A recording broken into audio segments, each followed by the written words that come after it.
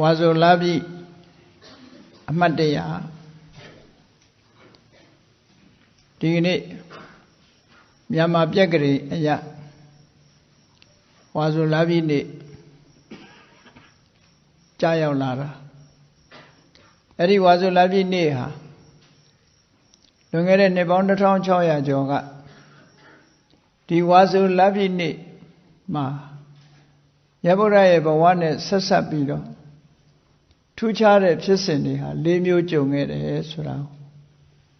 မှတ်သားနိုင်ယူကြဖို့ဝါဆိုလာပြီနေ့ရောက်တိုင်းရောက်တိုင်းရဗုဒ္ဓရဲ့ဘဝနဲ့ဘယ်လိုဆက်ဆက်နေတယ်ဆိုတာဘုရားကိုကိုးကွယ်ယုံကြည်အားကိုးကြတဲ့ဘုရားဘာသာဝင်သူတော်စင်တွေအနေနဲ့ကုသိုလ်တရားဖြစ်ပွားစိန်သောငါဒီတရားကိုမှတ်သားနိုင်ယူကြဖို့ပေါ့ဒါကြောင့်မို့မြတ်ဗုဒ္ဓ၏ဘဝနဲ့ဝါဆိုလာပြီနေ့အမှတ်တရလို့ဝါဆိုလာဆိုတာကိုအိန္ဒိယနိုင်ငံအသုံးပြုခဲ့တဲ့စကားလုံးနဲ့ပြောလို့ရှိရင်အာတန်လလို့ခေါ်တယ်ကဆုံလားကြတော့ဝေစာခဒါကြောင့်မို့ခဆိုတာကိုပြီးပြင်းပြင်းမဆိုဘဲနဲ့ဝေဆက်ဆိုပြီးတော့ကဆုံလားပြီကိုတော့ဝေဆက်ဆိုပြီးတော့တော်တော်များများသိနေကြကဘာမှာလည်းဒီအသုံးကိုသုံးတယ်တက္ကရာ2000ပြည့်ကUnited Nation လို့ဆိုတဲ့ကမ္ဘာကုလသမဂ္ဂမှာမြတ်ဗုဒ္ဓရဲ့အမတ်တရနေထူးနေမြတ်ဖြစ်တာဖြစ်သောကြောင့်ဝေဆက်ဒေးကို Gazetted Holiday ဖြစ်သတ်မှတ်ကြေညာခဲ့တာဘုရားဘာသာနိုင်ငံတွေကဆုံလာပြီနေ့ဆိုအမတ်တရမြတ်ဗုဒ္ဓရဲ့ဘဝနဲ့ဆက်ဆက်နေတဲ့နေ့အဖြစ်မှတ်သားကြပြီးတော့အလုပ်တွေအလားရဲ့ holiday ဖြစ်ဒီကမ္ဘာလုံးကအသိမှတ်ပြုတဲ့နေ့ဖြစ်သွားတယ်အဲ့တော့စဉ်းစားကြည့်မယ်ဆိုရင်မြတ်စွာဘုရားရဲ့ဒီမွေးနေ့လို့ပဲပြောထူးခြားတဲ့ဝေဆက်လို့ခေါ်တဲ့ကဆုံလာပြီနေ့ဟာတက္ကရာ2000ကျမှဒီကမ္ဘာလုံးကနေပြီး holiday ဖြစ်သတ်မှတ်ခြင်းခံရတယ်ဆိုတဲ့အဓိပ္ပာယ်ရမတမနောက်ကျသွားတယ်လို့ပြောအခုဝါဆိုလာပြီနေ့ဆိုတာလေမြန်မာနိုင်ငံရဲ့ပြန်တန်းတွေမှာဆိုလို့ရှိရင်ဝါဆိုလာပြီနေ့ဟာ Gazetted Holiday ပဲရုံးရက်အားရက်နေ့တစ်ခုဖြစ်သတ်မှတ်ထားတာအဲ့ဒီဝါဆိုလာပြီနေ့ဟာလေမြတ်ဗုဒ္ဓရဲ့ဘဝနဲ့ပတ်သက်ပြီးတော့ဆက်ဆက်လို့ကြုံတွေ့ရတဲ့အဖြစ်အပျက်က၄ချိန်တောင်မှကြုံခဲ့ရတယ်မြတ်စွာဘုရားနဲ့ပွားသက်ပြီးတော့၄ကကဆုံလာပြီကိုမြတ်စွာဘုရားရဲ့လက်ရှိဘဝနဲ့ပြောမယ်ဆိုရင်၃ကတန်တရားဘဝပါထည့်ပြောမယ်ဆိုရင်၄ကဆုံလာပြီနေ့ကဗျာဒိတ်တော်ခံဖွားပွင့်စံလို့ဆိုတဲ့အတိုင်းဒီပင်ကရာမြတ်စွာဘုရားထံကဗျာဒိတ်တော်ခံရတာလဲကဆုံလာပြီနေ့ပဲဖွားတော်မူတာလဲကဆုံလာပြီနေ့ပဲဘုရားဖြစ်သူရောက်တာလဲကဆုံလာပြီနေ့ပဲပြိဋိဘံစံတာလဲကဆုံလာပြီနေ့ပဲလို့သို့တော့အင်္ဂလိပ်လိုရေးသားတဲ့စာအုပ်တွေထဲမှာတော့ three times a sacred day လို့၃ချိန်ပဲရေးသားလေးရှိကြဗျာဒိတ်တော်ခံကိုသိတာဥဒ္ဓမနဲတယ်ပေါ့၃ချိန်ပဲမြတ်စွာဘုရားဘဝနဲ့လက်ရှိဘဝနဲ့ပြောမယ်ဆိုရင်၃ချိန်လို့ပြောဒီဝါဆိုလာပြီနေ့ကြတော့၃ချိန်မကဘူး၄ချိန်မြတ်စွာဘုရားဘဝနဲ့ဆက်ဆက်တဲ့ထူးခြားတဲ့ဖြစ်စဉ်တွေမှတ်တမ်းတင်ရမှာဖြစ်တယ်ပေါ့ဒါကြောင့်မို့ဝါဆိုလာပြီနေ့ရောက်တိုင်းအဲ့ဒီ၄မျိုးတည်းကဓမ္မစကြာအခါတော်နေ့ဖြစ်တာလဲ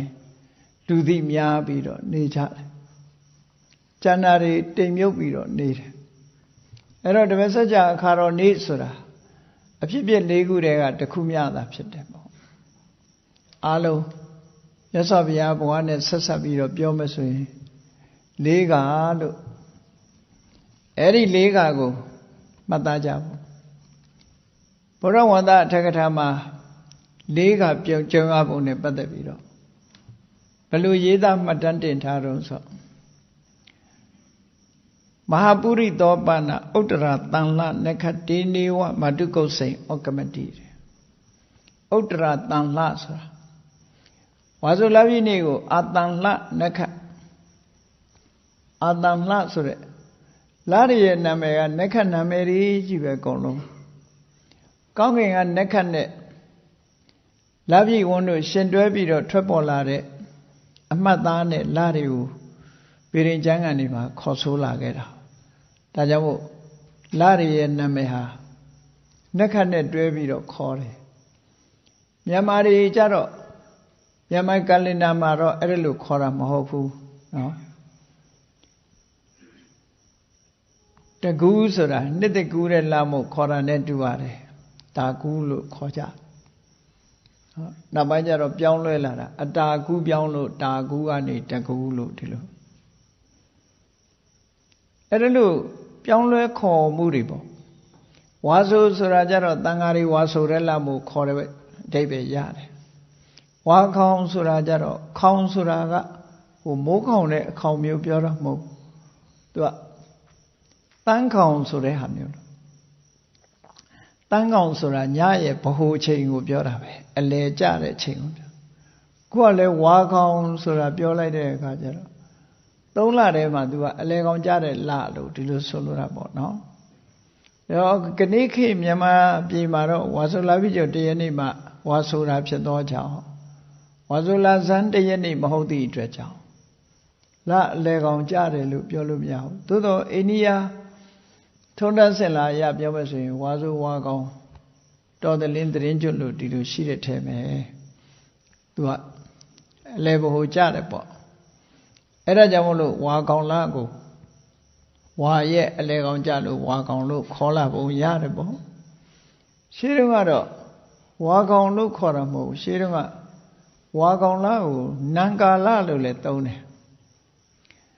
ဒီဓမ္မစကြာနေတယကိုကုန်းမောင်ခေဘာကြီးတော်မင်းလက်ထက်လောက်ဘာကြီးတော်မင်းလက်ထက်အမရပူရမြို့မှာနမတော်မေနုကကိုးကွယ်တဲ့ဆရာတော်ဥပုပ်ရေးတဲ့နေတယအဲ့ဒီဆရာတော်ဥပုပ်ရေးတဲ့နေတယထဲမှာဏိကုံးမှာဘာပြထားတော့ဆိုလို့ရှိရင်ဓမ္မစကြာနေတယအဆုံးမှာဘယ်နေ့ပဲရက်မှာသူပြီးတယ်ဆိုတာကိုမှတ်တမ်းတင်ထားတဲ့ထဲမှာသာဝဏီနံကာလ၌လို့အဲ့လိုရေးထားတယ်နော်နံကာလကိုရေးတာမသိတဲ့လူကစာသွားပြင်နံကာလတော့မဟုတ်တော့ဘူးနံနဲ့ကာလလို့သွားပြင်မဟုတ်ဘူးနံကာဆိုတာဒီဝါကောင်ကိုပြောတာနော်မသိတဲ့လူကလည်းဒုက္ခတော်တော်ပေးတယ်နံတော့မဖြစ်တော့ပါဘူးနံနဲ့ကာလပဲဖြစ်ပါလိမ့်မယ်ဆိုပြီးတော့နဲ့သွားထဲနဲ့သွားထဲတဲ့အခါကျတော့လာမဟုတ်တော့ဘဲနဲ့မနေ့ပိုင်းဖြစ်သွားပြန်ဆိုအဲ့ဒါလည်းမဟုတ်ဘူးတာဝဏဆိုတော့ဝါကောင်လရှေးမြန်မာဝေါဟာရနံကာလလို့ဒီလိုဝါဆိုလကြတော့ဗမာတွေရှေးအောင်အခေါ်ကနွယ်တာလလို့ခေါ်တယ်နွယ်တာလလို့ခေါ်တယ်ဒါသိသမျှပြောပြတာနော်အခေါ်တွေပြောင်းသွားတော့ဂဏိခေလူတွေဘုန်းကြီးကဂဏိခေလူသားမဟုတ်ဘူးတော့ဂဏိခေလူတွေကဒါတွေသိမသိကြတော့ဘူးနော်နွယ်တာလလို့ခေါ်တယ်နွယ်တာလတို့နံကာလတို့ဒီလိုခေါ်လာတာအခေါ်တွေကပြောင်းလဲလာပြောင်းလဲမှုတွေရှိတယ်ဒါကြောင့်ရှေးတုန်းကဘယ်လိုခေါ်တယ်ဆိုတာလဲသိတဲ့တဲ့ပေါ့မြန်မာလူမျိုးတွေရဲ့ဒီပြက်ကလေးနဲ့ပတ်သက်ပြီးတော့လတွေဟာရှေးအခေါ်တွေကပျောက်ဆုံးပြီးတော့သွားတယ်တခါတည်းရန်တွေးရှိနိုင်သေးတယ်ပေါ့အဲ့တော့ဒီမှာပါဠိဘာသာနဲ့ခေါ်တဲ့အခါကျတော့အာတန်လဆိုတာဝါဆိုလလို့ဒီလိုခေါ်တယ်။ဘာဖြစ်လို့အာတန်လလို့ဝါဆိုလလို့ခေါ်တာတုံးဆိုကောင်းကင်နက္ခတ်ကအာတန်လီဆိုတဲ့နက္ခတ်ရှိတယ်။အဲ့ဒီနက္ခတ်နဲ့လပြည့်ဝန်းကြီးဟာရှင်တွဲပြီးတော့ထွက်ပေါ်လာတာဖြစ်သောကြောင့်ဝါဆိုလကို အာတန်လာလို့ဒီလိုခေါ်တယ်အဲ့ဒါကိုတီဟိုနိုင်ငံမှာတော့ဒီလကိုခေါ်တဲ့အခါအဆလလို့ဒီလိုခေါ်တယ်နီးအတန်နီးတယ်ပေါ့အဆလကိုပဲအဆလလို့ဆိုတာသူတို့အတန်တွဲနေအဲ့တော့နက္ခတ်ရဲ့နာမည်တွေနဲ့သူတို့အိန္ဒိယနိုင်ငံကဒီလိုပေးသွားအဲ့ဒါကြောင့်မို့ဒီအာတန်လနက္ခတ်နဲ့ဆက်ဆက်ပြီးတော့ဘုရားလောင်းဟာမေရောဝမ်းထဲမှာတန်တေခတာဟောဒီဝါဆိုလာပြီးနေပဲလို့ဆိုလို့မေရောဝမ်းနဲ့တန်တေခတယ်လို့ဆိုတော့တန်တေမခခင်ဘယ်မှာရှိတာတုံးလို့မေးမယ်ဆိုလို့ရှင်တုတ်တိတနတ်ပြည်မှာတေတကေတုနတ်သားဘဝရှိနေတယ်အဲ့ဒီနေ့မှာပဲနတ်သက်စိတ်လို့နတ်ပြည်ကနတ်တွေပြမာတွေကဝိုင်းဝန်းတောင်းပန်မှုကြောင့်နတ်သက်စိတ်လို့ပါရမီပြည့်နေတဲ့ဘုရားလောင်းဟာမေတော်ဝမ်းထဲကိုတန်တိခတဲ့လာဟာအခုလိုဝါဆိုလာပြီးနေပဲဖြစ်နေတယ်ပေါ့ဒါမြတ်စွာဘုရားနဲ့ဘဝနဲ့ပထမဆုံးဆက်ဆက်တယ်နောက်တစ်ခုကတော့ဘာလို့ဆိုရင်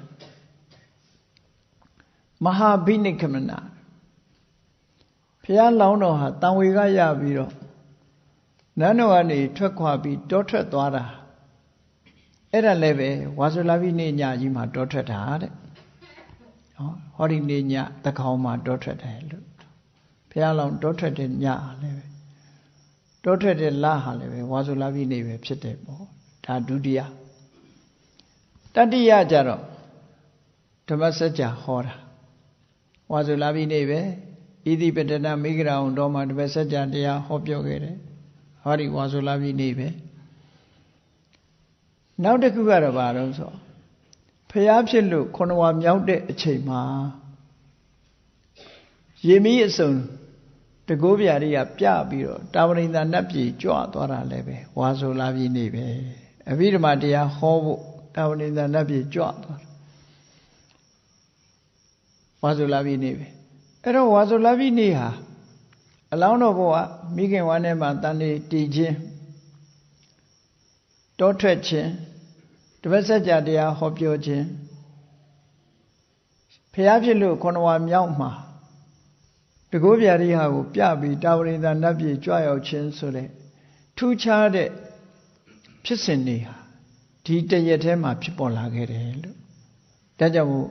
ဝါဆိုလာပြီးနေဟာတပတ်စကြာအခါတော်နေ့တွေမကဘူးနော်မေတော်ဝမ်းတန်တေတီတဲ့အခါတော်နေ့လည်းဖြစ်တယ်တောထွက်တဲ့အခါတော်နေ့လည်းဖြစ်တယ်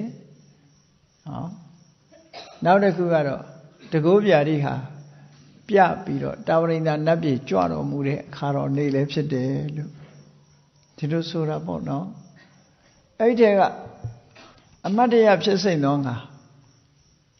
တရေခတဲ့အချိန်မှာဖြစ်ပေါ်လာတဲ့အခြေအနေထားတွေကိုအဲ့ဒီနေ့ကဘာတွေဖြစ်ပျက်ခဲ့တယ်လဲဆိုတာစာပေကျမ်းကမှာမှတ်တမ်းတင်ထားတာရှိတယ်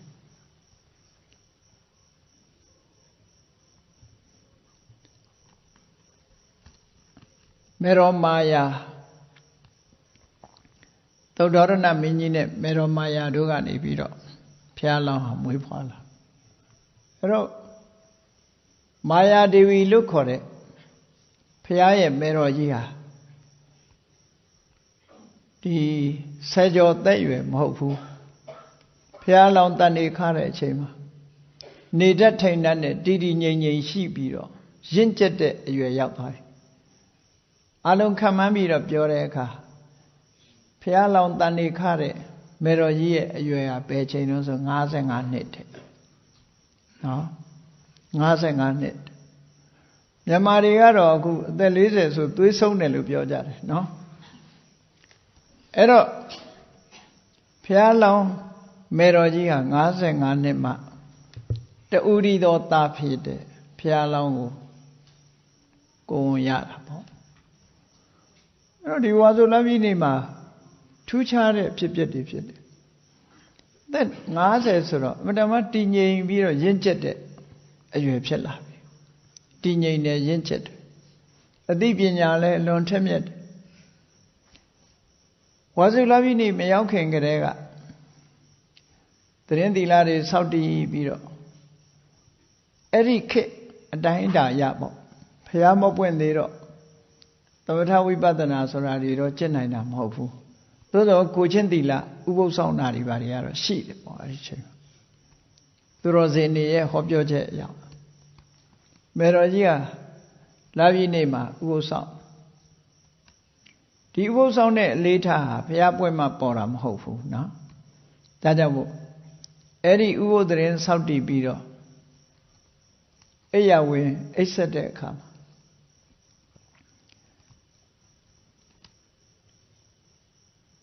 ညတကောင်ကြော်သွားပြီးပစ္စည်းမယံလို့ခေါ်တယ်နောက်ပိုင်းရောက်လာတဲ့အချိန်မှာလင်းအားကြီးအချိန်မှာအိမ်မက်မက်တယ်အိမ်မက်မက်တယ်ဆိုတဲ့ဟာအိပ်ပျော်နေတော့မက်တာမဟုတ်ဘူးနိုးနေတော့လည်းမက်တာမဟုတ်ဘူးဘဝင်စိတ်နဲ့အိမ်မက်မက်ဘူးနိုးတဝက်ပျော်တဝက်အိတ်တဝက်နိုးတဝက်လို့ခေါ်တယ်ဘဝင်ဖြစ်လိုက်ဝီထိဖြစ်လိုက်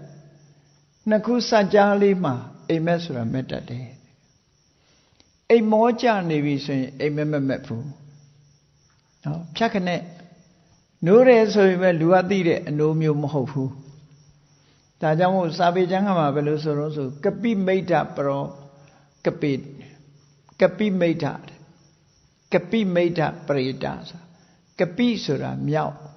မိတ်္ထဆိုတာငိုက်တာမြောက်ငိုက်တယ်လို့မြောက်ဆိုတာ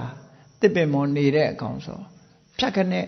အိပ်ပျော်သွားလိုက်ဖြတ်ခနဲ့နိုးလိုက်ဒီလိုအဓိပ္ပာယ်မျိုးဆိုလို့တယ်နော်အဲ့ဒီလိုနိုးလိုက်အိပ်လိုက်နိုးလိုက်ပျော်လိုက်ဆိုတဲ့အချိန်လေးမှာနိုးလိုက်တဲ့အချိန်လေးမှာခံစားမှုဓာတ်တွေစိတ်ထဲမှာဝင်လာတယ်သို့မဟုတ်ထင်အောင်မြင်အောင်နေအတိတ်နမိတ်တွေလိုဟာမျိုးတွေအိမ်မက်တွေမက်လာအဲ့တော့အိမ်မက်မက်တယ်ဆိုတာအိမ်မက်နဲ့ပတ်သက်လာလို့ရှိရင်တော့အချင်းချုပ်ပြောရမယ်ဆိုရင်အိမ်မက်မက်တာအကြောင်းလေးမျိုးရှိတယ်ကျမ်းမာရေးကြောင့်လည်းမက်တယ်နံပါတ်1ကဥပမာခန္ဓာကိုယ်ကအေးတွေများနေတယ်အပူတွေများနေတယ်လေတွေများနေတယ်ဆိုတာဆိုတခု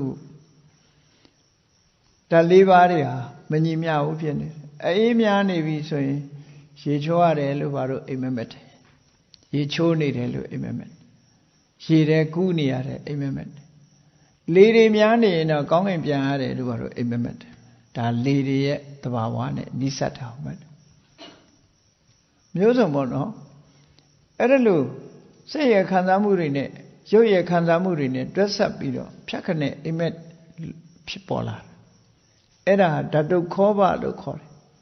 ဓာတ်လေမညီမညွတ်ဖြစ်တဲ့အခါမှာလည်းမက်တတ်တယ်အဲ့ဒီအိမ်မက်ရဲ့ result ကတော့ဘာမှမထူးကျမ်းမာရေးကြောင့်မြတ်တဲ့အိမ်မက်မျိုးအကျိုးပေးတဲ့ဟာမျိုးမဟုတ်ဘူး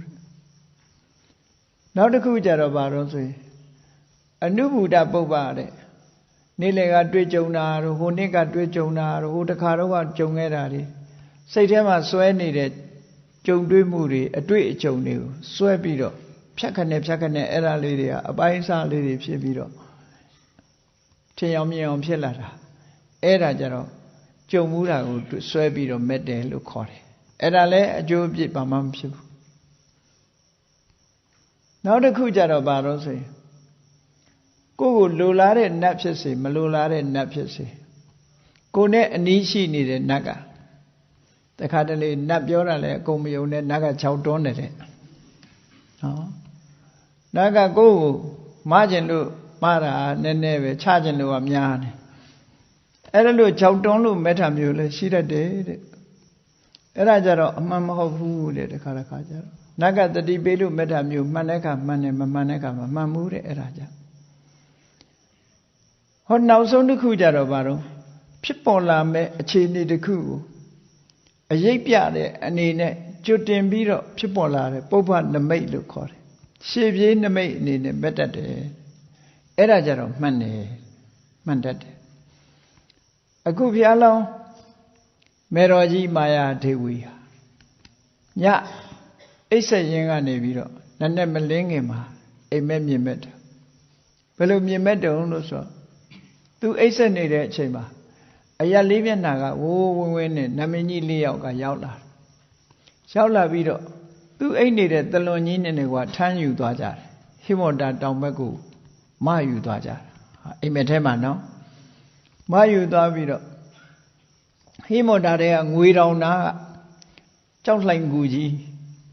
တဝင်းဝင်းတလက်လက်နဲ့လွန်လှပတဲ့ကြောက်လှိုင်ကူကြီးထဲမှာသူ့ကိုအဲ့ဒီနာမှာချထားတယ်အနောဒရေအိုင်ကြီးဘက်ကိုမယူသွားကြမယူသွားပြီးတော့သူတို့ကအဲ့ဒီလိုမပြီးချထားတဲ့အချိန်မှာနတ်ပင်ကြီး၄ယောက်ရဲ့နဲ့ပတ်သက်တဲ့နတ်သမီးတွေပေါ့နတ်သမီးတွေကအဲ့မှာရောက်လာကြတယ်ရောက်လာပြီးတော့နတ်သမီးတွေကအနောဒရေအိုင်ကြီးထဲမှာရေအိုင်ထဲမှာ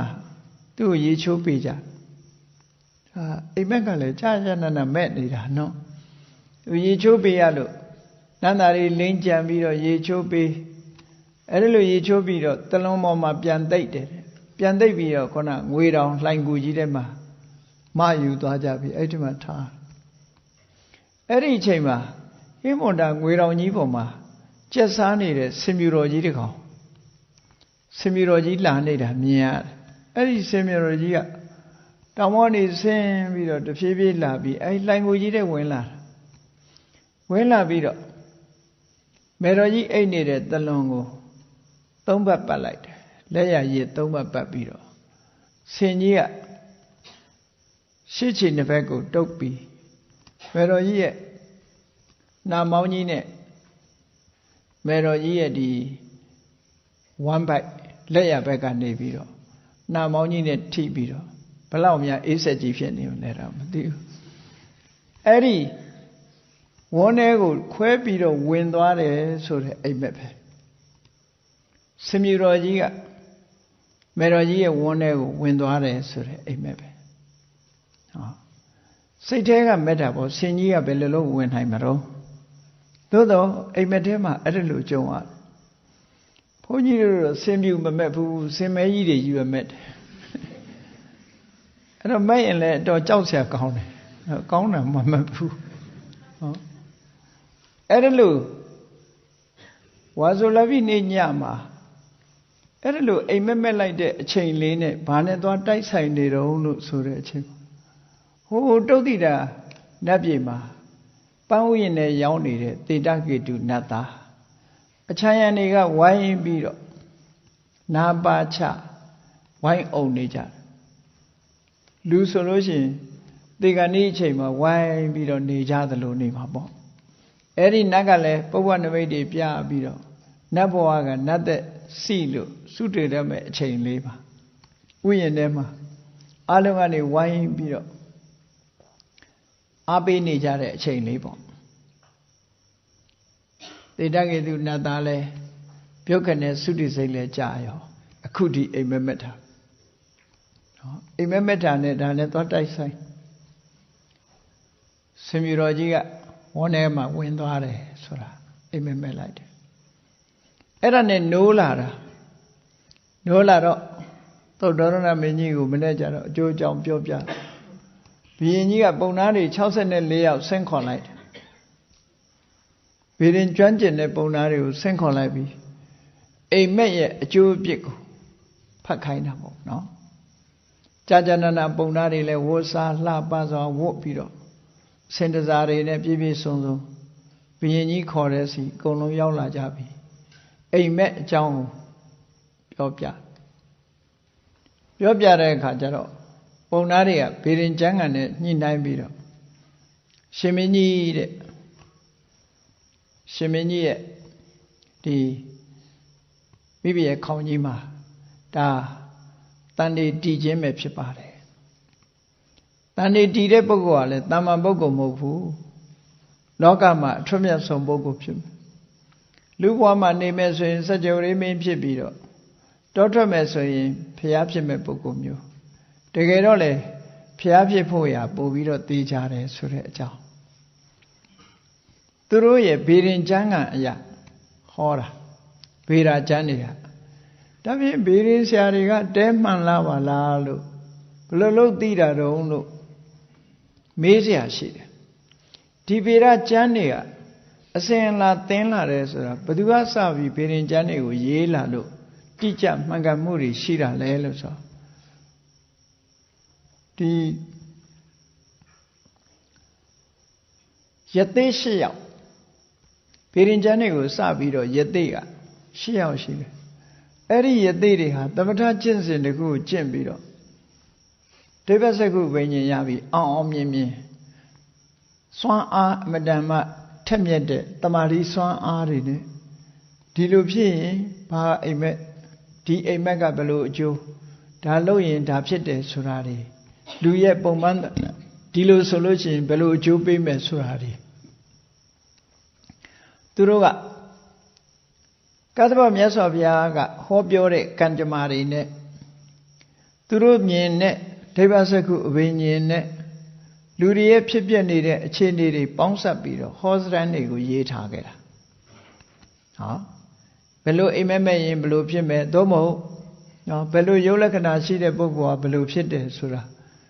ဘေးရင်ဟောစရမ်းတွေဘေးရင်ကျမ်းတွေကိုသေသေးချာချာရေးသားခဲ့တာဖြစ်ခဲ့တယ်ဒါကြောင့်မို့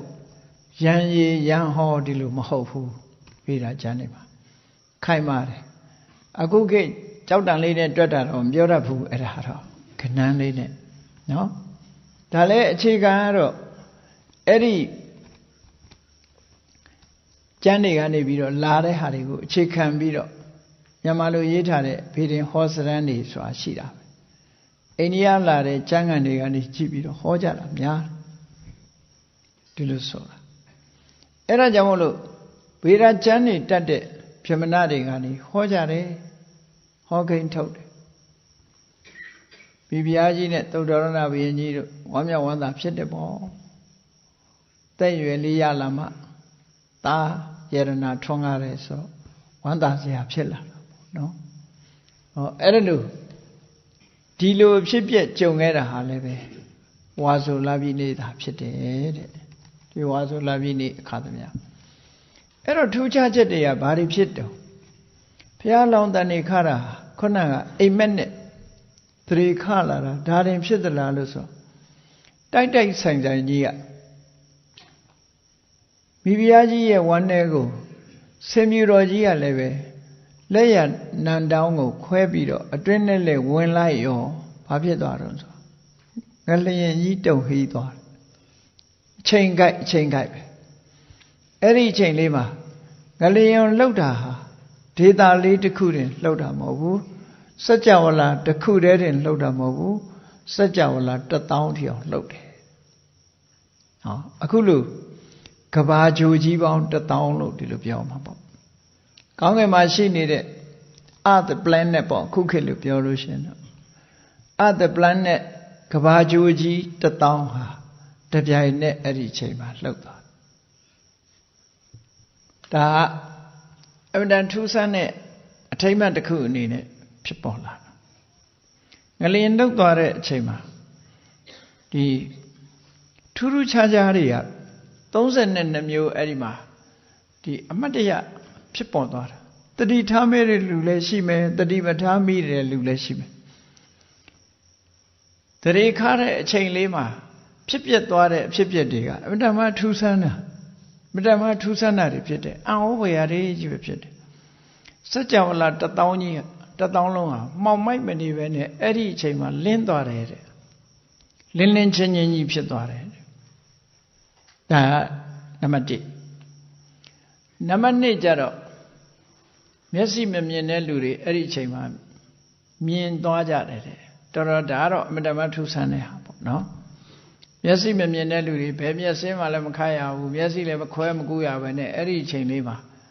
ဒီအလင်းစွမ်းအားနဲ့ဘုရားလောင်းနေပရိသေတွေနေလိုက်တဲ့အချိန်လေးမှာသူတို့မျက်လုံးတွေပြန်မြင်လာတယ်တဲ့ဒီအချိန်မှာထူးခြားသွားနားပင်းနေတဲ့လူတွေကလည်းပဲနားကြားလိုက်တယ်တဲ့လှုပ်တန်တဲ့တန်တွေကိုကြားလိုက်ရတယ်နံပါတ်3ကနံပါတ်4ကတဲ့အတွေကလည်းစကားပြောတယ်တဲ့အဲ့ဒီအချိန်မှာနော်စကားမပြောတတ်တဲ့ဆွန့်အနေတဲ့ပုဂ္ဂိုလ်ကလည်းအဲ့ဒီအချိန်မှာစကားပြောတယ်နံပါတ်5ကခါကုန်းနေတဲ့လူလည်းခါဆန့်သွားတယ်နော်ခါဆန့်ခြေထောက်တွေခွင်းနေတယ်လက်တွေကောက်နေတဲ့လူကလည်းအဲ့ဒီအချိန်မှာဖြောင်းသွားတယ်အော်တိုမက်တစ်ဖြောင်းသွားတယ်ထူးခြားတဲ့အချက်တွေဖြစ်တာ နံပါတ်6ကတော့ခြေတော့ဆွန့်တွန့်ဖြစ်နေတဲ့ပုဂ္ဂိုလ်တွေလည်းဖြောင်းပြမတ်သွားလာနိုင်တဲ့ခြေတော့အကောင်းရသွားတယ်လူတွေကိုချုံနှောင်ထားတဲ့ထောင်တွေအားလုံးလည်းအဲ့ဒီအချိန်မှာပွင့်ပြီးတော့အားလုံးလွတ်သွားတယ်လို့ပြောတယ်ဒုစိုးတွေပါသွားရင်တော့ဒုက္ခပဲအဲ့ဒီချိန်ဟောထောင်နေတဲ့အကုန်လုံးလွတ်သွားတယ်အဲ့ဒီချိန်မှာလွတ်ကုန်ဟောဒါတွေမကဘူးအမြဲတမ်းမိထောက်တွေနဲ့ပြည့်နေနေတဲ့အဝိစီငရဲမီးကြီးကလည်းအဲ့ဒီချိန်မှာဟုတ်ခနဲ့ငြိမ်းသွားတဲ့ဗမာပြည်မှာလျှက်စစ်မီးပြတ်တယ်လို့ပဲဟုတ်ခနဲ့အဲ့ဒီချိန်လေးကငြိမ်းတယ်နော်ငြိမ်းသွားတယ်တဲ့ငတ်ပြတ်နေတဲ့ကြိတ်တာတွေဟာလည်းအဲ့ဒီအချိန်မှာဆာလောင်မိုးသိပ်တာတို့စားကျင်တာတို့ဆိုတဲ့စိတ်လေးဟာအာသာပြေသွားတဲ့အဲ့ဒီအချိန်လေးပါနံပါတ်9ကနံပါတ်10ကျတော့တရိษံတွေကလည်းတကောင်းအန္တရာယ်မပြုတ်ဘူးတဲ့ဟောရှင်သေးတွေကြားတွေကနေကျန်တဲ့တရိษံတွေကိုတပ်ဖြတ်သားစားတာမျိုးမလုပ်ဘူးတဲ့အဲ့ဒီအချိန်မှာနံပါတ်11ကလူနာတွေနေမကောင်းတဲ့လူတွေဟာအဲ့ဒီအချိန်မှာယောဂတွေအကုန်ပြောက်ကုန်ကြတယ်ထူးခြားချက်လေးတွေဟာအဲ့ဒါလို့နံပါတ်12ကျတော့လူတွေချင်းချင်းဟာအရင်ကမတည့်တဲ့လူတွေအဲ့ဒီအချိန်ကျတော့မလေးတယောက်နဲ့တယောက်ခင်လို့မင်းလို့တဲ့စကားတွေပဲပြောကုန်ကြခင်လို့မင်းလို့စကားတွေပြောလာကြနံပါတ်13ကျတော့မြို့တော်မှာရှိတဲ့မြင်းတွေကဝမ်းမြောက်ဝမ်းသာဟီလိုက်ကြတာတဲ့ဆင်းတွေကလည်းអော်လိုက်ကြတာအဲ့ဒီအချိန်မှာနံပါတ်14ကဆင်းတွေကလည်းអော်တယ်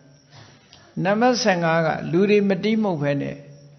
ဘယင်းနန်းတော်မှာရှိတာတို့လောကမှာရှိတဲ့တူရိယာတွေကအလိုလိုမြည်လာတယ်ခုခေတ်ဆိုရင်တော့ဒါတရေဆောက်တဲ့ထင်းချင်းထင်းနေမှာနော်ထူးခြားတဲ့အချက်တွေကဒီလိုဖြစ်တတ်တယ်ပေါ့အေးအဲ့ဒါတွေမကဘူးနံပါတ်16မှာလူတွေဝတ်တဲ့လက်ဝတ်တန်းစာတွေကအတန်လေးတွေမြည်လာတယ်ပါရတဲ့အတန်လေးတွေမြည်လာတယ်နံပါတ်19ကျတော့အရက်မျက်နာတွေဘယ်ကြည့်လိုက်လင်းလင်းချင်းချင်းဖြစ်နေတယ်ကုန်လင်းနေတယ်နံပါတ်18ကဒီအချိန်လေးမှာလေငြိမ်မနေဘူးလေပြေလေညင်းလေးအခန့်လိုကောင်းအောင်လေညင်းကလေးလာတယ်လေလေးတိုက်ရိုက်ပြီးတော့အေးမြတ်မြတ်ဖြစ်တယ်နံပါတ်19ကျတော့ဘာလို့ဆိုအခါမဟုတ်ဖဲနဲ့အခါမဟုတ်ဘူးလို့ဆိုတာသူကဘာလို့လာပြီးတော့တရနေ့မှာမိုးရသည်ရောက်မှာကိုနော်ဒါကြောင့်မို့အခါမဲ့လို့ပြောတာမိုးကတော့တကယ်ကတော့ရွာနေပြီပေါ့အခုလည်းပဲမိုးရသည်ရွာတာမဟုတ်ဘူး spring ရသည်လေကွာဘာလို့လာပြီးတော့တရက်နေ့ကမှမိုးရသည်ရောက်မှာကိုလက်ဖြင့်ကကျမှမိုးရသည်ရောက်မှာအဲ့ဒါကြောင့်အခါမဲ့မိုးလို့ခေါ်တာလာပြီးနေညရွာရင်အခါမဲ့မိုးပဲမိုးရသည်မရောက်သေးခင်ရွာတယ်အဲ့ဒီအခါမဲ့မိုးလဲရွာတယ်တဲ့ကြီးမားကိုရွာလိုက်တယ်နံပါတ်20ကမြေကြီးကျဲကနေပြီးတော့စိတ်ရည်စမ်းရည်တွေပန်းထွက်လာတယ်နံပါတ်21ကတော့ဒီအဲ့ဒီအချိန်မှာငှက်တွေဟာဘယ်ငှက်ပဲဖြစ်ဖြစ်ကောင်းရင်ပြန်တဲ့ငှက်မရှိဘူးတဲ့အားလုံးငြိမ်ဝတ်ပြီးတော့နားနေကြတယ်နံပါတ်22ကမြည်ရည်တွေစီးဆင်းနေတဲ့မြည်ရည်တွေဟာအဲ့ဒီအချိန်လေးမှာအခိုက်တန့်သွားတယ်ဘယ်မှမစီးတော့ဘဲနဲ့မြည်ရည်တွေရပ်သွား23ကျတော့အင်မတန်မှငမ်းပါတယ်ဆိုတဲ့ပင်လယ်ရေတွေကလည်းအဲ့ဒီချိန်မှာချိုးသွားတယ်တဲ့နော်ချိုးနေတယ်ပြောင်းလဲမှုတွေကိုဖော်ပြတာပေါ့24ကျတော့ရေအိုင်တွေဟူသမျှကြာပင်တွေရှိတဲ့ရေအိုင်တွေဟူသမျှဂျာပန်တွေဟာတပြိုင်နက်ပွင့်ကုန်ကြတယ်25ကျတော့ကုန်းပန်းရေပန်းတွေအလုံးဟာပန်းမှန်သမျှအဲ့ဒီနေ့အကုန်ပွင့်နော်တစ်ပင်တွေကတစ်ခွပန်းတွေလည်းပွင့်နေတယ်နော်တစ်ပင်တွေရဲ့ပင်စီတွေကနေပြီးတော့ပန်းတွေပွင့်နေတစ်ခက်တွေကနေပန်းတွေပွင့်နေ26 29အလုံးအခါ28ကျတော့နွယ်ပင်တွေကလည်းပန်းတွေပွင့်လာတယ်29တစ်ကိုင်းတွေကနေပြီးတော့လည်းပန်းပွင့်တွေထွက်လာတယ်အေး ကောင်းကင်ကိုမောကြည့်လိုက်လို့ရှင်လေကောင်းကင်မှာပန်းနေပွင့်ပြီးတော့ပန်းနေဆွဲထားသလိုပဲပန်းမွင့်နေမြင်နေရတယ်30ကျတော့ကောင်းကင်ကပန်းနေပွင့်31ကျတော့ပန်းမိုးတွေရွာချလာတယ်32ကျတော့ကောင်းကင်ယံကตายရတဲ့ဒုရိယံတန်ကြီးကြားရတယ်လို့ဒါကအင်မတန်ထူးခြားတဲ့32မျိုးသောအတိတ်မိတ်ကြီးတွေဒီဝါဆိုလပြည်ဖျားလောင်းတန်နေခတ်တဲ့အချိန်မှာဖြစ်ပေါ်လာတယ်ဆိုတာကိုမဟာဗုဒ္ဓဝင်ကျမ်းထဲမှာအထက်ကထာအနေထုတ်ပြီးတော့ရေးထားတာရှိတယ်နော်မမေ့အောင်ဖတ်ချင်တော့မဟာဗုဒ္ဓဝင်ကိုဖတ်ကြည့်အဲ့တော့တရေခတ်တဲ့အချိန်မှာထူးခြားတဲ့ဖြစ်စဉ်ကြီးတွေဖြစ်ပေါ်လာခဲ့တယ်ဆိုတာကိုမှတ်သားကြဖို့ပေါ့အဲ့ဒါလို့ဘုရားလောင်းလေးဟာမိခင်ရဲ့ဝမ်းနေတရေခတ်ပြီးတော့ကဆုံလာပြီနေ့မှာနောက်6လလွယ်10လလွယ်ကဆုံလာပြီကြတော့ဖွာတယ်ပေါ့29နှစ်အရွယ်ရောက်တဲ့အခါကျတော့ထူးခြားတဲ့အဖြစ်အပျက်တစ်ခုပေါ်လာဗျာတတ်တော်29နှစ်ရသောတရာနဲ့လက်ဆက်ပြီးနန်းတော်မှာ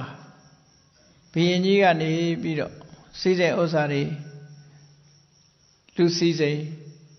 ခံစားစေဖို့စီမံပေးထားတာအင်မတန်မှချမ်းသာအောင်စီမံပေးထားတာအဲ့ဒီခေတ်ကသူတို့အတိုင်းအတာလိုက်ဖះလောင်းလေးနေဖို့စံနှံပြတ်တာ3ဆောင်ဆောက်ထားတယ်တဲ့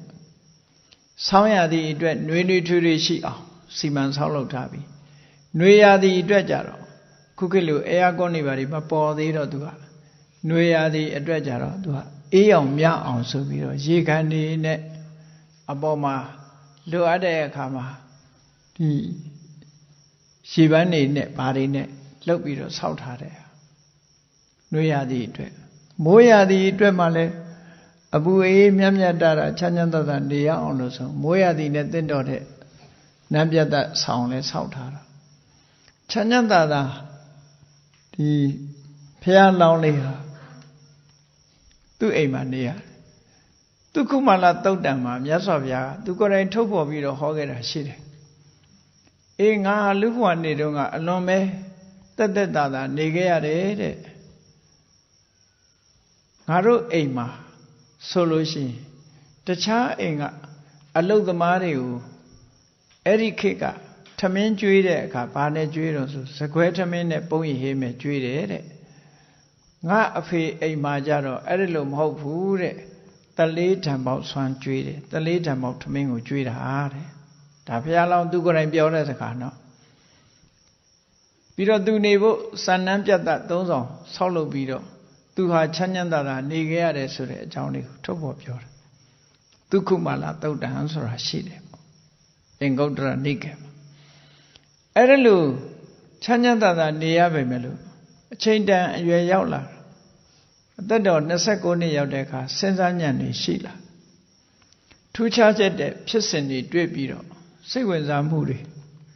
ဆိုပါစို့ဥယျာဉ်သွားတဲ့အခါမှာသူကိုတွေ့တယ်နောက်တစ်ခါသူနာတွေ့တယ်သူသေးတွေ့တယ်နောက်ဆုံးမှယဟန်တွေ့တယ်ဆိုနမိတ်ကြီး၄ပါးလို့ခေါ်တာပေါ့အဲ့ဒီနမိတ်ကြီး၄ပါး၄လခြားပြီးတော့မှတွေ့တာအဲ့တော့တွေ့တယ်ဆိုတာဘုရားလောင်းကဒီနိုင်ငံသားတွေကတော့ဝေဖန်နေအဲ့ဒါဒီကိစ္စနဲ့ပတ်သက်ပြီးတော့ဘုရားလောင်းဟာလူအိုမမြင်ဘူးလားလူနာကိုမမြင်ဘူးလားလူသေးကိုမမြင်ဘူးလားသူဆွေတွေမျိုးတွေတဲ့ရောလူနာတွေမရှိနိုင်ဘူးလားခုခေတ်မှာဆိုတော့အဖိုးတွေဖွားတွေနဲ့နေလို့ရှိရင်လူအိုလည်းမြင်ဘူးတာပဲနော်ခုခေတ်ကတော့ပြည့်တာဆေးရုံတက်ရတဲ့လူနာတွေလည်းမြင်ရတာလူသေးတွေဆိုတာတော့ပြည့်နေတာအဲ့တော့ဘုရားလောင်းလေးကအသက်29နှစ်ထိအောင်အသက်20ကျော်30နီးပါးထိအောင်လူအိုလာလူသေးလူနာလူသေးမမြင်ဘူးဆိုတာမဖြစ်နိုင်ဘူးလို့နိုင်ငံသားကဝေဖန်တဲ့လူတွေကလို့ဝေဖန်တယ်ဘာကြောင့်မဖြစ်တာတော့လို့ဆိုတာကြတော့သူကသုတ္တရဏမင်းကြီးကဖ ဖះလောင်လေးတောထွက်မယ်ဆိုတာပုံသားတွေဟောရသိလို့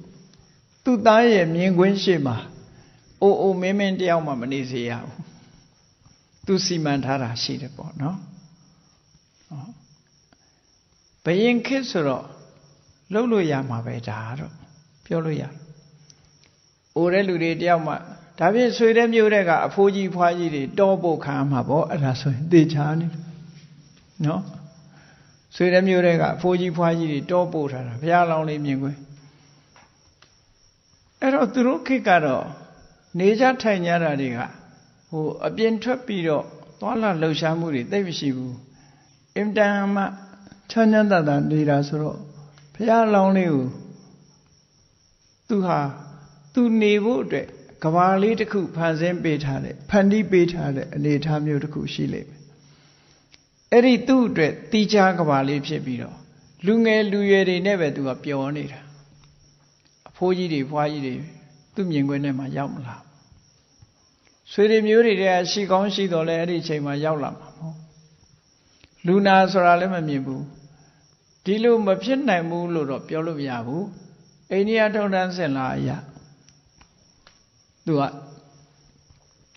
ဒီပြန်မပြောနဲ့အနုရုဒ္ဓမင်းသားတို့တောင်အရွယ်ရောက်သည့်ထိအောင်ထမင်းပဲအရတယ်ဆိုတာမသိဘူး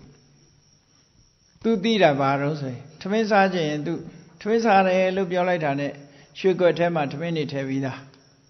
ဟေးထမင်းပဲအဖြစ်တာတော့ဆိုရွှေကွက်ထဲကရတာလို့ပဲသူသိတယ်နော်အဲ့ဒါလောက်ထိအောင်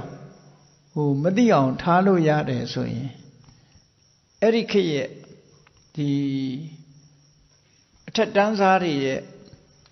မြင်ကွင်းမှာဒီအကုန်လုံးကိုမြင်နိုင်စွာမရှိကြဘူးနန်းတော်ထဲမှာသို့မဟုတ်အတိုင်းဝိုင်းထဲမှာတိကျကဘာတစ်ခုထဲမှာပဲသူတို့ယက်တည်နေကြတာအခုခေတ်မျက်စိနဲ့ကြည့်ပြီးတော့မဖြစ်နိုင်ဘူးလို့ပြောလို့တော့မရဘူးပေါ့နော်မဖြစ်နိုင်ဘူးလို့ပြောလို့မရဘူးအဲ့တော့ဘုရားလောင်းလေးဟာအဲ့ဒီသူအိုမြင်တဲ့အခါမှာသူတို့နဲ့မတူတဲ့အိုမင်းရုပ်တွားနေတဲ့ပုဂ္ဂိုလ်မြင်လိုက်တဲ့အခါကျတော့ဘာဖြစ်လို့ဒီလိုဖြစ်နေရသလဲဆိုတာသူမေးတာပဲမေးပြီးတော့ငါတို့လည်းတနေ့ကျအိုရအောင်ပါဆိုတဲ့အသိဝင်လာတယ်ဒီအသိကလည်းဒီလိုတစ်ခါမြင်မှဒီအသိမျိုးကလည်းဖြစ်နိုင်တယ်လေကိုယ်မျက်စိအောင်ယိုးနေရင်ဖြစ်ချင်မှဖြစ်မှာခုခေတ်လူအိုတွေဆိုတာမြင်နေတော့ယိုးနေတာယိုးနေတော့ဘာမှဖြစ်ဘူးဟွာလိုဖြစ်နေဘုရားလောင်းသပင်ပြူလေးတစ်ချောင်းမြင်တော့ငါကောင်းတော့သပင်ပြူတွေရောက်ကုန်ပြီဆိုပြီးတော့ကြက်ချွေးပြက်ထွက်ပြီးတော့တန်ဝေကားတွေဖြစ်တယ်တကောင်းလုံးဖြူလဲတန်ဝေကားဖြစ်ချင်မှဖြစ်တာကွာနော်မဖြစ်ဘူးလေဘာလို့လဲဆိုသပင်ပြူကယိုးနေတာယိုးသွားရင်ကတော့မဖြစ်ဘူးဒါသိကြတယ်ထူးဆန်းရင်တော့ဖြစ်မှာပဲအဲ့တော့ဘုရားလောင်းဟာလူအိုတွေမြင်နေကြဆိုလို့ရှိရင်တန်ဝေကဖြစ်ဖို့မရှိနိုင်ဘူးเนาะဒါကြောင့်သူမြင်တာဟာပထမဆုံးအချိန်မြင်တာဖြစ်ရလူနာမြင်တာလည်းပထမဆုံးအချိန်လူသေးမြင်ဘူးတာလည်းပထမဆုံးအချိန်မြင်လိုက်တာနဲ့သူစိတ်ထဲမှာစွဲသွားတယ်ဘာဖြစ်လို့အိုရတာလဲဘာဖြစ်လို့နာရတာလဲဘာဖြစ်လို့သေရတာလဲဆိုတဲ့အတွေးတွေခေါင်းထဲမှာရောက်ပြီးတော့အိုခြင်းနာခြင်းသေခြင်းဆိုတဲ့အပေါ်တွေမှာစိတ်ကတုန်လှုပ်ခြောက်ခြားမှုတွေဖြစ်လာတယ်နောက်ဆုံးမြင်လိုက်တဲ့ယဟန်ကြတော့ဒီအိုခြင်းနာခြင်းသေခြင်းတွေလွတ်အောင်သူဟာလမ်းစဉ်တစ်ခုမှာကျင့်ကြံကြိုးကိုအထောက်နေတယ်ဆိုတဲ့အတိအရလို့ဒီယဟန်ဘဝဟာအေးချမ်းမှာပဲလို့ဆိုတဲ့ဆုံးဖြတ်ချက်ရပြီး29ရက်နေ့29နှစ်အရွယ်မှာအခုလိုဝါဆိုလာပြီနေ့တန်းကောင်ရံရောက်တဲ့အချိန်ကြတော့တညလုံးဖြေပျော်ကြတာအမျိုးသမီးတူရိယာအမျိုးသမီးတွေကြီးပဲအကုန်လုံးဘုရားလောင်းကိုဖြေပျော်ကြတာတီးတာမှုတ်တာဆိုတာကတာအကုန်လုံးအမျိုးသားတယောက်မှမပါဘူးအမျိုးသမီးတွေကြီးပဲဖြေပျော်ကြအေးစိတ်ညစ်နေတဲ့ပုဂ္ဂိုလ်တယောက်ဖြေပျော်တာတွေသိစိတ်ဝင်စားဘူးဖြေပျော်နေတဲ့ကြားထဲမှာလှဲပြီးတော့ နေရင်ကနေပြီးတော့မကြခင်အိပ်ပျော်သွားတယ်ဘုရားလောင်းလေးအိပ်ပျော်သွားပြီဆိုတဲ့အချိန်မှာဖြေပျော်တဲ့ပုဂ္ဂိုလ်တွေကလည်းတယောက်မျက်ရည်မြက်ကဲပြပြီးတော့အလုံးဟာရပ်လိုက်ကြတယ်ရပ်ပြီးသူတို့လည်းပဲအကယ်၍နိုးလာရင်ထပ်ပြီးဖြေပျော်ဖို့ဆိုတဲ့အနေအထားမျိုးနဲ့သူတို့လည်းညောင်းညောင်းနဲ့အိပ်လိုက်ကြတာပို့ဆိုပဲဆက်ပဲတရေနိုးတော့ဟိုကထစောစောအိပ်ပျော်သွားတော့ညသကောင်ကြော်တဲ့အခါကျထကြည့်လိုက်တဲ့အခါခေါနဲ့လှုပ်နေတာတွေကလည်းပါမယ်နော်ပါဇက်ကနေတရေတွေကြာနေတာတွေကလည်းပါကိုယ်ရကာယတွေအကုန်မြင်တာပေါ့အိမ်မောကြနေတဲ့အချိန်မှာကြည့်မယ်ဆိုလို့ရှိရင်သူ့စိတ်ထဲမှာသုတ်တန်တစားတင်းကြိုင်းဝမှာအလောင်းနေပြစ်ထားသလိုစိတ်ထဲမှာသွားထင်ဒါစိတ်ကထင်သွားတာနော်ထင်သွားတော့သူ့စိတ်ထဲမှာဒီဘဝကြီးကယုံထွက်ခြင်းတဲ့စိတ်တွေချက်ချင်းဖြစ်တယ်ဆုံးဖြတ်လိုက်ပြီးတော့မိကလည်းထွန်းထားတာဆိုတော့ဖျောင်းနိုင်မိထွန်းထားတယ်စီမီထွန်းထားတယ်အဲ့ရကနေထားပြီးတော့တကားပေါက်ပဲထွက်လိုက်တဲ့အခါကျဖျားလောင်းနေတဲ့အခန်းရဲ့ပြင်ဘက်တကားကုံလေးကိုခေါင်းဆိုင်ပြီးတော့အိတ်နေတဲ့ကောင်တယောက်ရှိတယ်ခေါ်ရင်လာရမယ့်ကောင်ဘယ်သူတုံးဆိုမောင်ဆန္ဒဆိုတဲ့အမတ်အဲ့ဒီမှာအိတ်နေဘုရားလောင်းကတကားပေါက်ကနေထွက်မလို့ကြည့်လိုက်တော့လူတယောက်မြင်တော့ဒါဘယ်သူလဲလို့မေးလိုက်တော့ဆန္ဒပါဆိုအေးဆန္ဒမင်းတာဆိုလို့ရှိရင်သွားကန္နကမြင်းကိုသွားကန့်လိုက်မြင်ငါစီးတော်မြင်းကိုသွားကကြည့်ကန္နဆန္ဒအမကသူ့အမိတ်အတိုင်းသွားပြီးတော့အောက်ဆင်းမြင်းနှကုတ်ထဲကမြင်းကိုဆွဲထုတ်ပြီးတော့စီးလို့ရအောင်ကာကြိုးတွေတင်ဘုရားလောင်းကလည်းလိုက်သွားပြီအေးဒီနေ့တည်းတော့အိမ်နေရတာစိတ်ညစ်တယ်ပေါ့နော်နန်းတော်နေရတာစိတ်ညစ်တယ်တောထွက်မယ်ဆိုပြီးမြင်းစီးပြီးတော့တောထွက်သွားတာမြင်းစီးပြီးတော့ဆန္ဒကအဖော်အဲ့ဒါလို့တောထွက်သွားတာဟာလည်းပဲဝါဆိုလာပြီနေညာကြီးမှာပါတဲ့ခုလိုဝါဆိုလာပြီနေညာကြီးမှာတောထွက်လိုက်တာဟောအဲ့ဒီတောထွက်တာလည်းခုလိုဝါဆိုလာပြီနေညာကြီးထွက်သွားတာဒါဖြစ်ပျက်တစ်ခုဒုစကြတရားဟောတယ်ဆိုတာတော့အများသိပြီမြတ်စွာဘုရား35နှစ်ဘုရားဖြစ်ပြီးတဲ့အချိန်မှာဗုဒ္ဓဂယာမဟာဗောဓိဒေသမှာ49ညနေထိုင်ပြီးတဲ့နောက်ဝါဆိုလဆန်း9ရက်နေ့လောက်မှာဣတိပတနာဘက်ကိုပိဿဝဂီတွေတရားဟောဖို့ထွက်သွားတယ်ဝါဆိုလပိနေ့ညနေရောက်တဲ့အချိန်မှာပိဿဝဂီတွေနဲ့တွေ့ပြီးတော့နေမဝင်ခင်လေးမှာဓမ္မစကြာတရားကိုစပြီးတော့ဟောတယ်။ဟောဓမ္မစကြာတရားပြည့်ပြည့်ဝဝဟောထားတာရှိတယ်ပေါ့။အဲ့ဒီလိုဓမ္မစကြာတရားဟောတာဟာလည်းပဲဝါဆိုလပိနေ့ညပဲတဲ့ထူးခြားတဲ့အဖြစ်အပျက်တစ်ခုဖြစ်ပျက်ခဲ့တာဘုရားရဲ့ဘဝဟောနောက်တစ်ခုကြတော့ဘုရားဖြစ်လို့9ဝါမြောက်တဲ့ဝါဆိုရမယ့်အချိန်ထူးခြားတဲ့အဖြစ်အပျက်ကြီးတစ်ခုဘာဖြစ်လာတော့လို့ဆိုရာဇဂိုမြို့မှာရာဇဂိုတထေးဆိုတာရှိတယ်ဘယ်ဘာသာမှမကိုးကွယ်ဘူးသူကဘယ်ဘာသာမှမကိုးကွယ်ခုခေတ်လို့ဆိုရင်တော့ဘာသာမဲ့ပေါ့နော်ဘာသာမဲ့ဘာကိုမှမကိုးကွယ်ဘူးတရက်တော့သူကရေချိုးရင်းပိုက်တွေတားပြီးတော့ရေချိုးတာဆိုတော့သူတားထားတဲ့ပိုက်တွေမှာလာပြီးတော့တစ်တုံးတုံးညှိတယ်ညှိတာနဲ့အဲ့ဒီတစ်တုံးကိုဘာလဲဆိုတာသိအောင်ပစိန်လေးနဲ့ခုတ်ပြီးတော့ကြည့်တဲ့အခါမှာအမတန်တန်မိုးရှိတဲ့စန္ဒကူနှစ်တုံကြီးဖြစ်နေမျောလာတဲ့စန္ဒကူနှစ်တုံကြီးအဲ့ဒီစန္ဒကူနှစ်တုံကြီးတွေးလိုက်တဲ့အခါကျတော့ငါအိမ်မှာစန္ဒကူတွေအများကြီးရှိတယ်ပေါ့တကယ်ကတော့အမတန်မှတန်ကြေရှိတယ်သူစိတ်ထဲမှာဘာပေါ်တော့ဆိုရာဇဂိုမြို့ဆိုတာဘာသာရေးသမားတွေအလွန်များတယ်ဖယားမပွင့်ခင်ကလည်းဘာသာတရားတွေဟောပြောနေတဲ့ပုဂ္ဂိုလ်တွေအလွန်များ philosopher တွေချက်စားရအရာမကရာတိုင်းပဲဖះလောင်းတော်မှာဟိုဟိမွန်တာဒီတာကဝင်တို့ရဲ့ဒေတာကနေပြီးကပိလဝတ်ကနေပြီးတော့ရာဇဂိုမြို့ကိုလာပြီးတရားရှာရတယ်ဆိုတာကြည့်ပေါ့ဘလောက် philosopher တွေများတယ်လဲဆိုအဲ့ဒီမှာလာပြီးတော့လောက်တာလေအဲ့ဒီမှာလာတရားရှာတာတရားကျင့်တာအဝေးကြီးကလာခဲ့ရ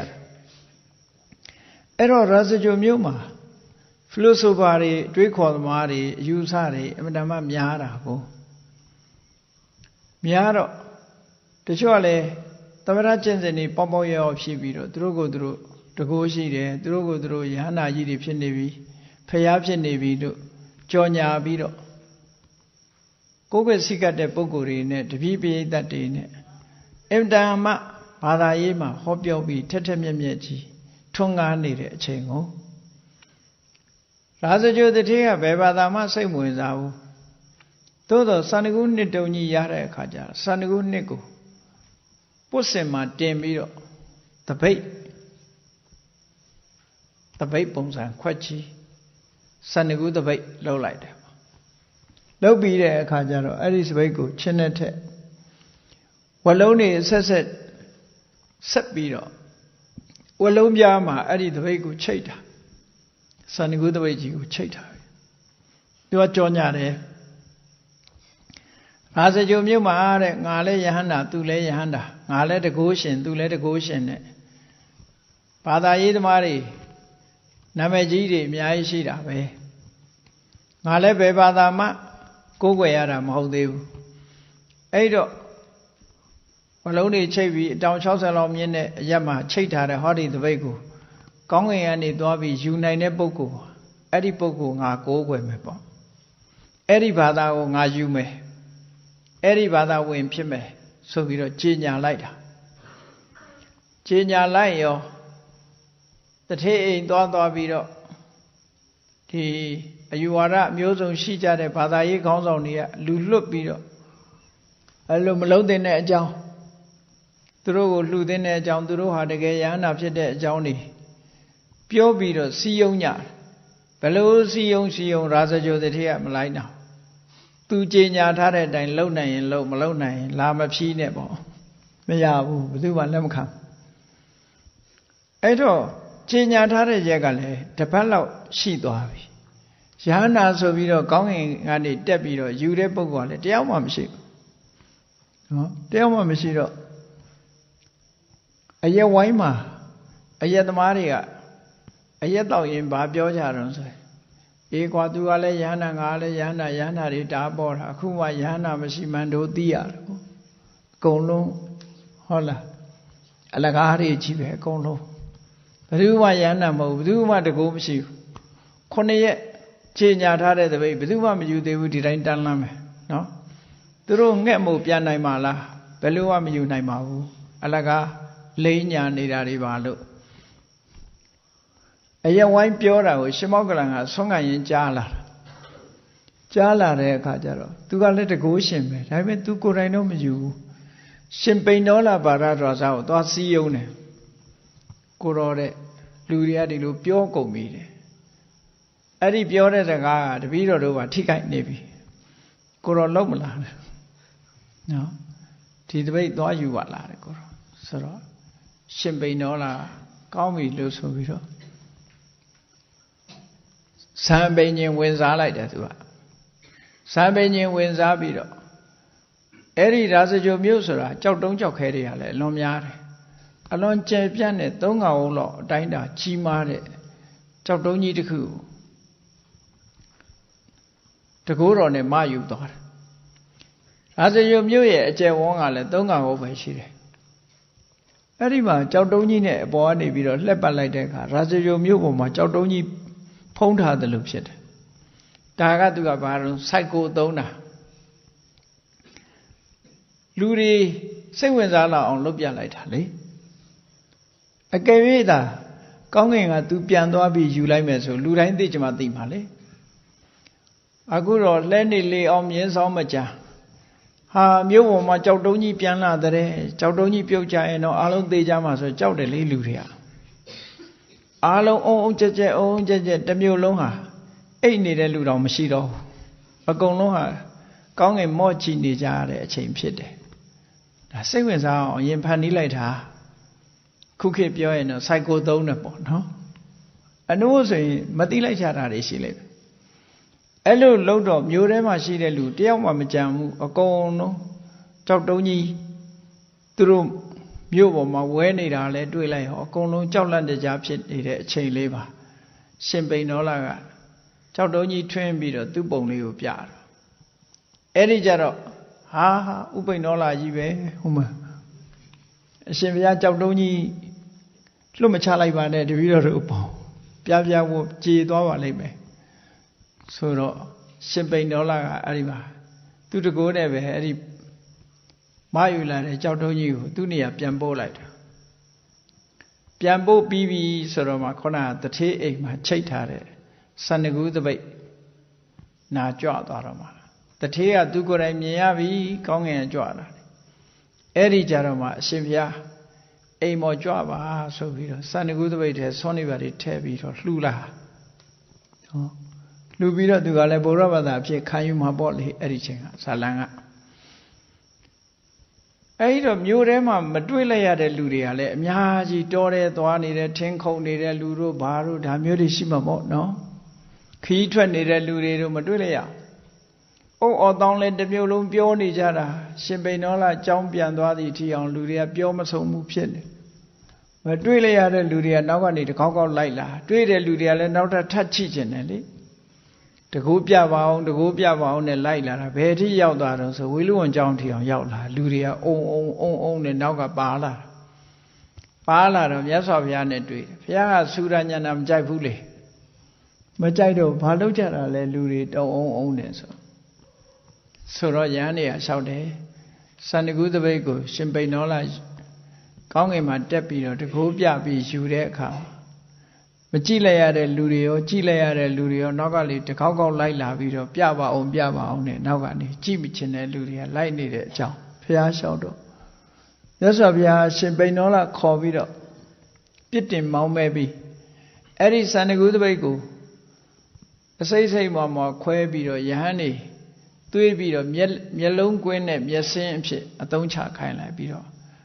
ဒီတပိတ်မျိုးကိုနောက်ထပ်မသုံးရဘူးပြီးတော့ဘယ်တော့မှတကူမပြရဘူးဆိုတဲ့စိတ်ကံချက်ထုတ်လိုက်တယ်နော်ဘာလို့တကူမပြရတာတုံးလို့ဆိုမြတ်စွာဘုရားရဲ့ရည်ရွယ်ချက်ကဘာလဲလို့ဆိုရင်လူတွေကိုအထင်ကြီးအောင်လုပ်ပြီးတော့စီးယုံတဲ့နည်းကိုမြတ်စွာဘုရားကောင်းတယ်လို့မယူဆနော်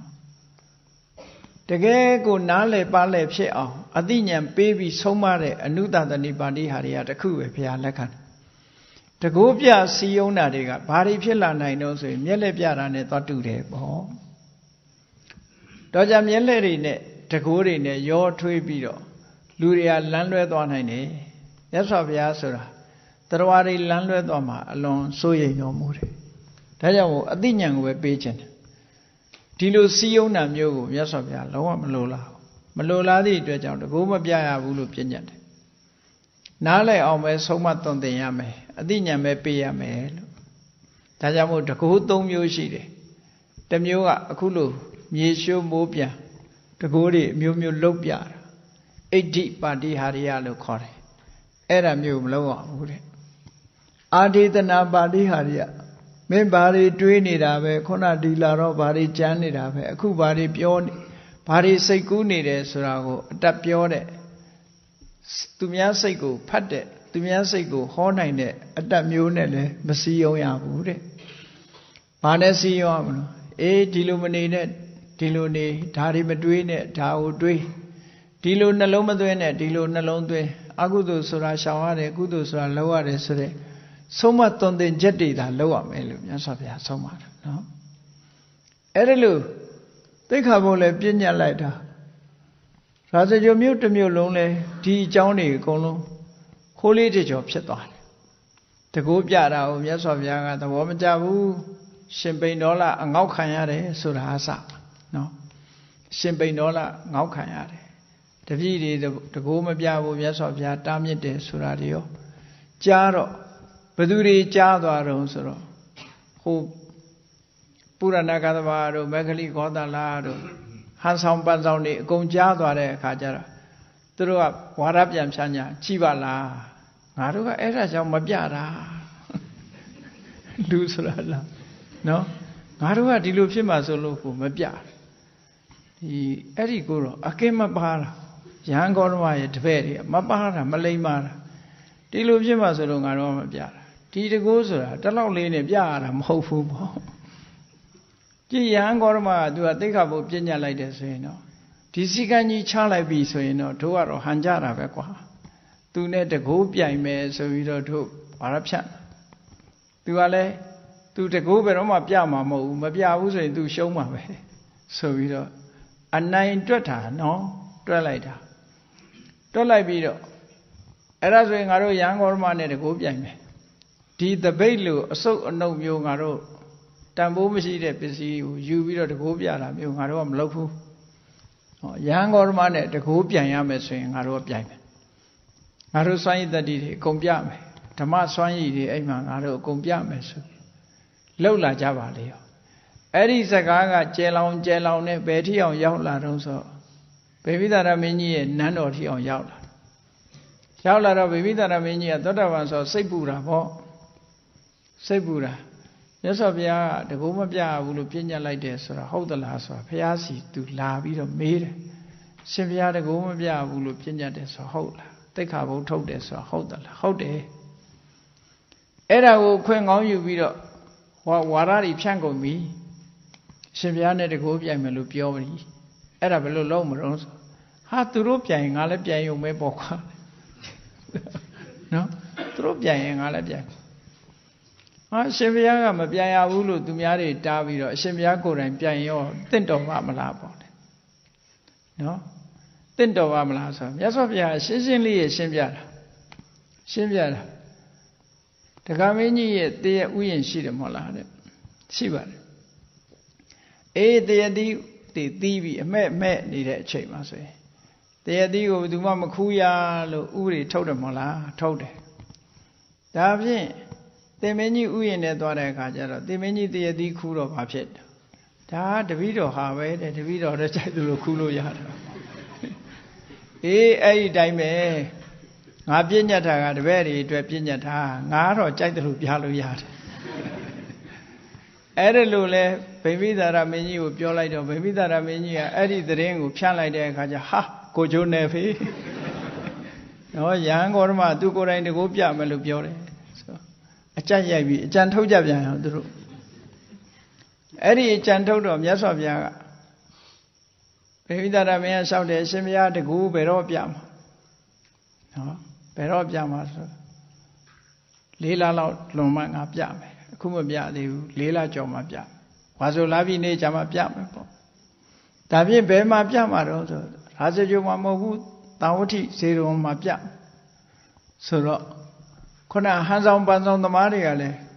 အေးရဟန်းဂေါတမပြမယ်ဆိုရင်လည်းဘယ်နေရာဖြစ်ဖြစ်စိန်လိုက်ပေါ့ဟောစိန်ခေါ်ရင်တိမ်ပေါ်ထီအောင်လိုက်မယ်ပေါ့သူတို့ကလည်းအဲ့ဒါလိုက်မယ်ပြိုင်မယ်ဆိုပြီးတော့ဝါရဖြန့်ထားကြတာနောက်ဆုံးကြတော့4 လကျုံတဲ့အခါမှာမြတ်စွာဘုရားကတာဝတိမိရာဇဂိုကနေတာဝတိကြွတော့တကူကြည့်ကျင်တဲ့လူတွေကလည်းပဲပြိုင်ပွဲကိုစိတ်ဝင်စားလို့လိုက်လာကြတာလူတွေကအိမ်ပြစ်အိုးပြစ်အိမ်ပြစ်နဲ့တခါတည်းအကုန်လိုက်ကြတာကုန်းလုံးဗျာဒိတ်ပွဲဒီတကူပြမဲ့ပွဲကိုလာကြည့်ကြအဲ့တော့ဘယ်နေရာပြမှာတော့စုံစမ်းတဲ့အခါဒိဋ္ဌိတွေကတော့မဏ္ဍတွေအကြီးကျယ်ဆောက်ပြီးတော့အဲ့သူတို့တကူပြရင်မဏ္ဍတွေမှာပြစတေးရှိုးပြမှာနဲ့တူတယ်သူတို့အဲ့လိုမဏ္ဍတွေဆောက်တယ်မြတ်စွာဘုရားကတော့ဘယ်မှာပြမှာလို့ဆိုငါတရေပင်အောက်ပြတရေပင်အောက်ပြမှာဆိုတော့ဒိဋ္ဌိတွေကကြိုတင်ပြီးတော့ပတ်စံနေပေးတာဝတိမျိုးရှိတဲ့တရေပင်တွေအကုန်နှုတ်အကုန်ခုတ်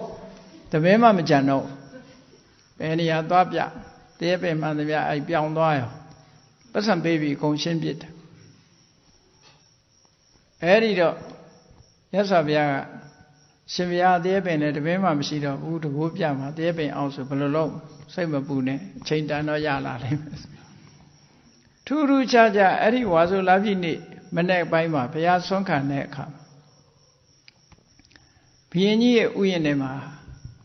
ဒီတရက်ပင်တွေရွက်ပုံးသီးလို့ခေါ်တာပေါ့နော်ခါကျင်တွေကနေပြီးတော့အရွက်တွေထုတ်ထားပြီးရွက်ပုံးသီးကြီးတစ်ခုတစ်လုံးကကျန်နေတယ်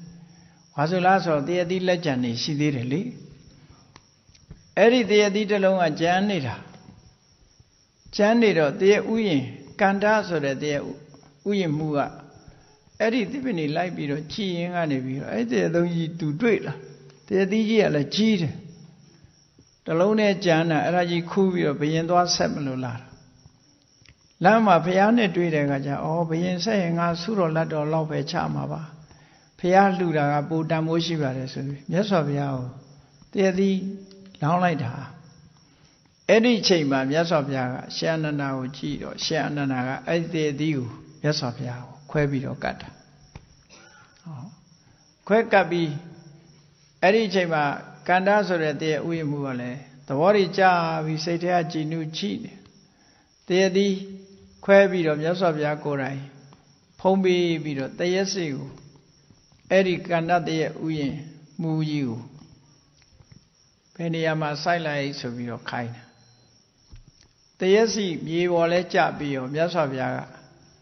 တရက်သီးဖုံးပေးပြီးတဲ့လက်ကိုဆေးလိုက်တဲ့ရေနဲ့အဲ့ဒီတရက်စီကိုလည်းလောင်းလိုက်အောင်တခါတည်းကြီးမားတဲ့အညောက်ကြီးထွက်လာပြီးတော့ဝုန်းဝုန်းဝုန်းနဲ့တရက်ပင်ကြီးကအကြီးဖြစ်လာချက်ချင်းကြီးနော်စီဘီကြက်တောင်ဖြစ်သေးတာပဲတကိုးတဲ့ကတော့ဖြစ်မှာပဲနော်အဲ့ဒါလို့တရက်ပင်ကြီးကချက်ချင်းကြီးကြီးလာတာချက်ချင်းကြီးကြီးလာတော့ဘုရင်ကြီးကတရက်ပင်ကြီးပေါက်တယ်လဲကြားရောအဆောင်ချထားတာဘယ်သူမှမခုတ်ရဆိုဘုရင်ကအဆောင်ချလိုက်တာ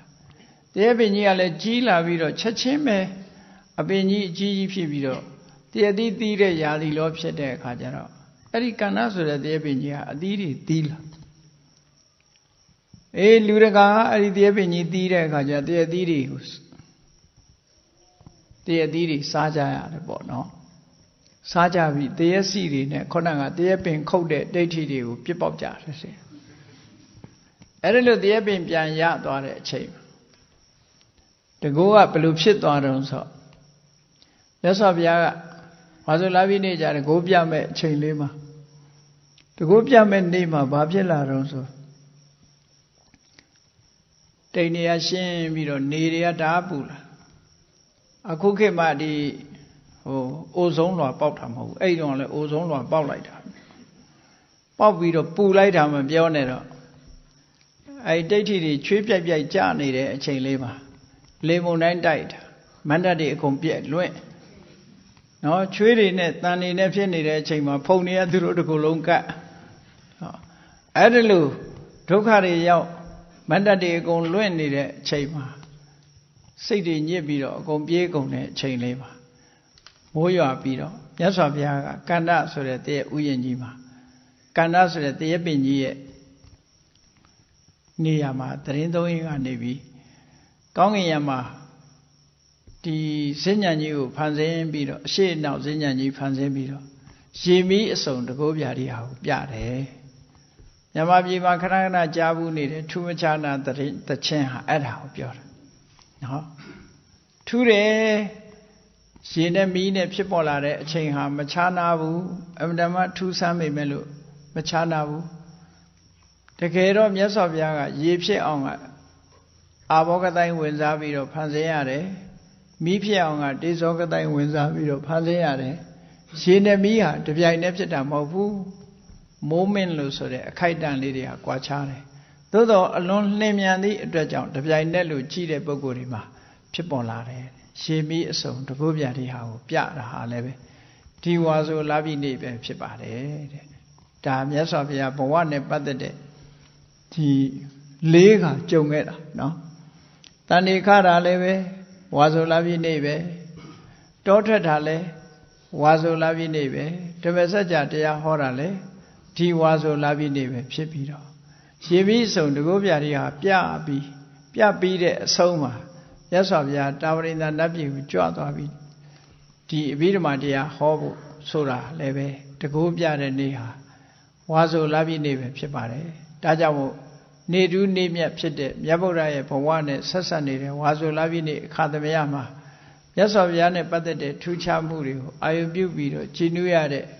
ပီတိသောမနတကုသိုလ်ဟာအင်တန်မှကောင်းကျိုးချမ်းသာတွေကိုပေးနိုင်တဲ့ကုသိုလ်တူကုသိုလ်မြတ်ဖြစ်တယ်ဆိုတဲ့အကြောင်းဝါဆိုလပြည့်နေ့အမှတ်တရအဖြစ်ဖြင့်နာယူမှတ်သားကြတဲ့သူတော်စင်အများကောင်းကျိုးချမ်းသာတွေဖြစ်ပွားပြီးကုသိုလ်တရားတွေများပြားအောင်ကြိုးစားအားထုတ်နိုင်ကြပါစေကုန်သတည်း